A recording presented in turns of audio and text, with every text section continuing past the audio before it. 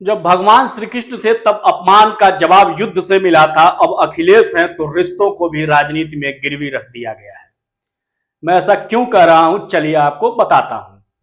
दिल्ली की संसद मार्ग की एक मस्जिद जहां समाजवादी पार्टी की बैठक होती है, बैठक में मौजूद होती हैं सपा सांसद डिंपल यादव, उनके पति अखिलेश यादव, इकरा हसन और भी बहुत सारे नेता।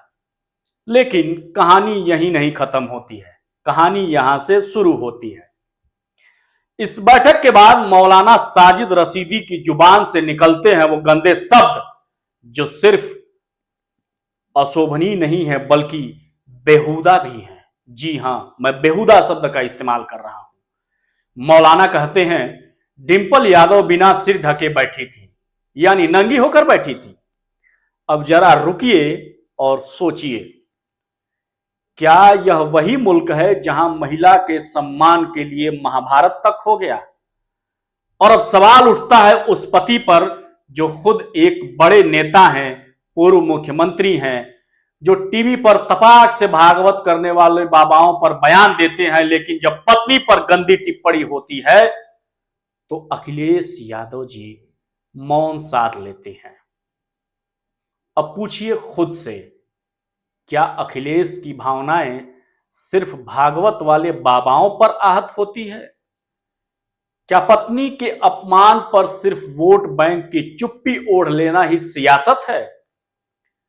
हमेशा हिंदू धर्म के प्रतीकों पर दो टूक बोलने वाले अखिलेश यादव क्या इस बार एक मौलाना के बयान पर जुबान सिलकर बैठे हैं?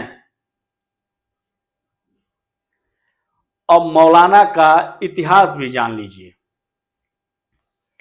ये वही मौलाना साजिद रशीदी हैं जो पहले भी कह चुके हैं सोमनाथ मंदिर को लेकर के कि महमूद गजनवी ने सोमनाथ मंदिर तोड़ा, सही किया। बाद में मौलाना ने माफी मांग ली क्योंकि एफआईआर जो हो गई थी साहब, लेकिन जुबान की जहरीली धार उसके बावजूद भी चालू रही। इसी मौलाना ने कहा था हिंदू जिसे देवी कहते हैं उसी का, माफ कीजिए मैं ऐसे गंदे शब्द का इस्तेमाल नहीं कर सकता जो मौलाना ने किया था।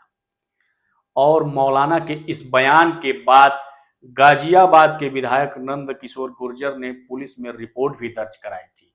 और अब डिंपल यादव पर टिप्पणी, एक महिला सांसद पर टिप्पणी, एक मजहबी मंच से की गई शर्मनाक बात।